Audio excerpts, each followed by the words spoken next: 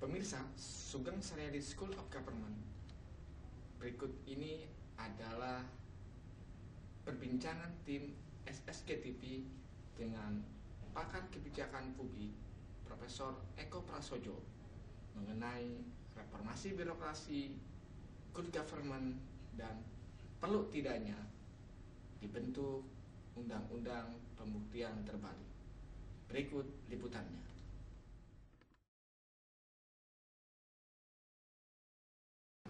Ya kan? Tapi orang tidak pernah cerita. Sebenarnya Presiden bisa bilang, saya tidak akan mengintervensi hukum konflik antara KPK dengan polisi, tapi saya akan mengintervensi para penegak hukum karena dia adalah bagian dari birokrasi saya. Karena dia berada di itu yang harus dilakukan. Itu tadi menarik kok, bicara tentang Bank Senturi dan tentu Presiden sebagai kepala eksekutif dan di bawah juga penegak hukum seperti kepolisian dan kejaksaan sebagai pemerintahan yang bersih itu ada kaitannya nggak Pak? Apakah dengan pemerintahan yang efektif yang bersih itu bisa mengurangi praktik korupsi Pak? Pasti. Jadi korupsi itu kan ada 3 level ya. Ada yang street level, ada yang middle level, ada yang corruption by policy. Kasus Bank Senturi itu kan ada dua problem. Ada terkait dengan kebijakannya dan ada terkait dengan alirannya. Sebenarnya terkait dengan kebijakannya pun itu debatable. Karena kalau kita bicara akuntabilitas, maka Sri Mulyani dan Budiono akan mengatakan, yes, saya bicara atas nama akuntabilitas profesional, saya membuat kebijakan atas nama profesionalisme sebagai seorang ahli ekonom. Dan artinya legitimate. Itulah akuntabilitas profesionalisme, bahwa seseorang karena kepakarannya, karena profesionalismenya menyatakan bahwa ini bisa menyebabkan kekacauan sistemik atau tidak. Nah, memang nanti harus ditinjau lagi dari aspek legal. Apakah ada peraturan perundang-undangan yang dia langgar dengan mempergunakan profesionalisme itu. Tapi itu pun sebenarnya masih bisa di-convert. Kenapa? Karena di dalam negara hukum juga kadang-kadang aspek legalitas itu, yang sebenarnya adalah aspek kepastian hukum, itu bisa dinomorduakan kalau seandainya ada aspek yang lebih luas lagi, yaitu aspek keadilan hukum, yaitu aspek untuk menyelamatkan negara dari kekacauan dan seterusnya. Nah, saya tidak mau terjebak dari itu, tapi saya ingin katakan yang buat teman-teman secara profesional dan juga proporsional ya. Ketika menilai Bank Senturi, saya bukan membela Sri Mulyani dan Budiono, tapi mereka mempergunakan akuntabilitas profesionalisme mereka. Mereka mempergunakan judgment mereka sebagai seorang ekonom. Nah, jadi maksud saya, kita tidak lata dan ikut-ikutan dengan mempergunakan isu-isu itu hanya sekedar ikut-ikutan.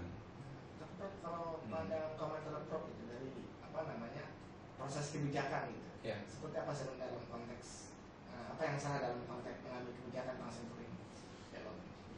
Memang itu sudah terkait dengan asas-asas umum penyelenggaraan pemerintahan yang baik, termasuk adalah asas kecermatan.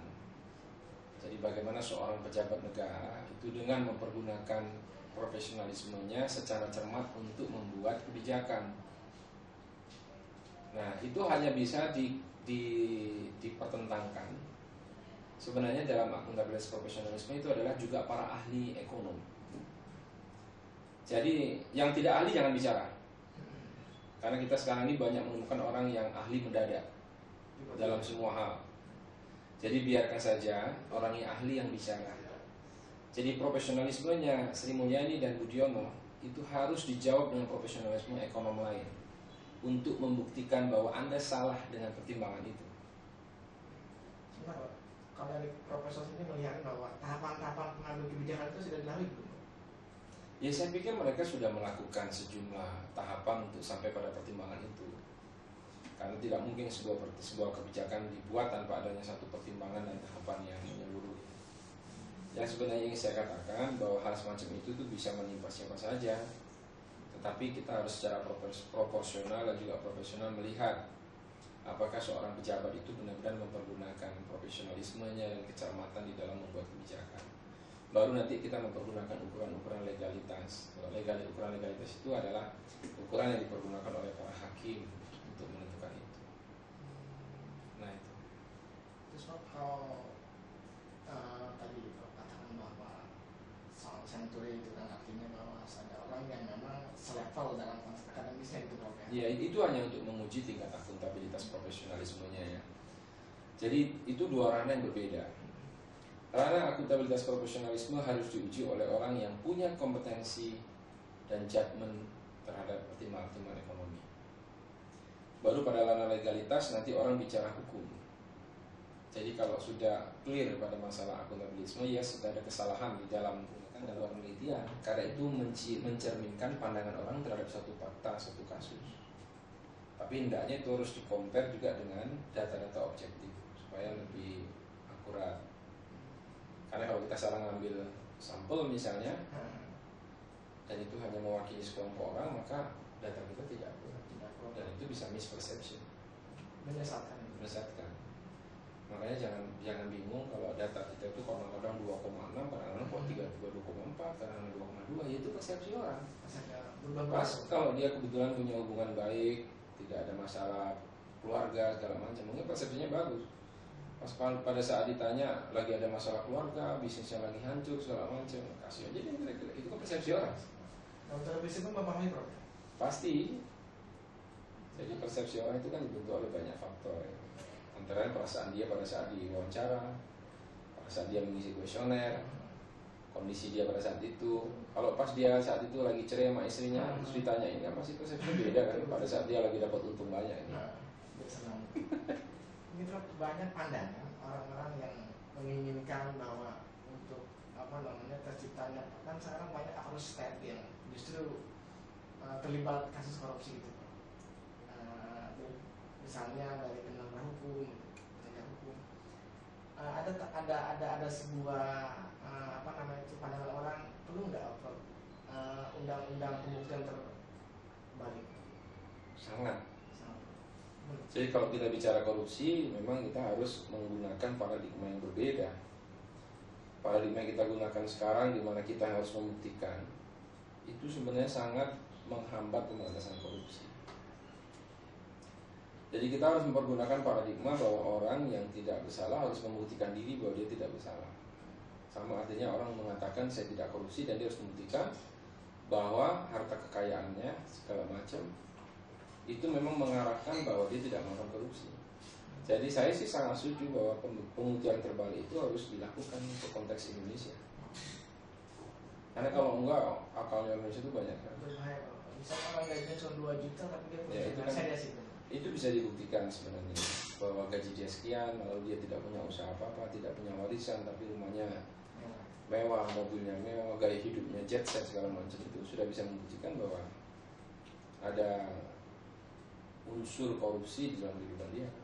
Terus katanya ada juga pandangan yang menolak terhadap rekomendasi itu, bahwa itu masuk ke ranah privasi, ranah hak asasi. Dan gimana? Misalnya orang ya, kalau kita berpandangan bahwa itu berada dalam sebuah situasi yang normal, dalam sistem yang sudah berjalan dengan baik, tidak ada masalah.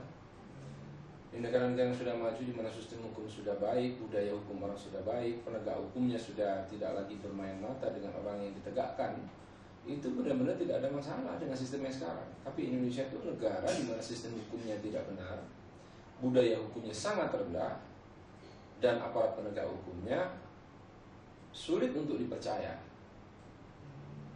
Maka kita harus mempergunakan cara yang berbeda. Dan saya pikir hanya pembatasan-pembatasan saja supaya itu tidak bisa dikategorikan sebagai melanggar hak asasi, hak privasi. Hak asasi mana, hak privasi mana yang kita langgar? Kalau seandainya dia juga masuk ke ranah publik untuk mempergunakan hak pribadinya dalam kepentingan publik. Jadi sangat sah-sah saja Prof. Misalnya seorang pejabat itu diketahui dari mana dananya. Sangat sah. Karena itulah bentuk akuntabilitas public official. Akuntabilitas seorang pejabat publik dari pekerjaan-pekerjaan yang dilakukannya. Gitu. Jadi harus dilaporkan berapa kekayaannya selama 5 tahun, selama 5 jabat. Dan itulah yang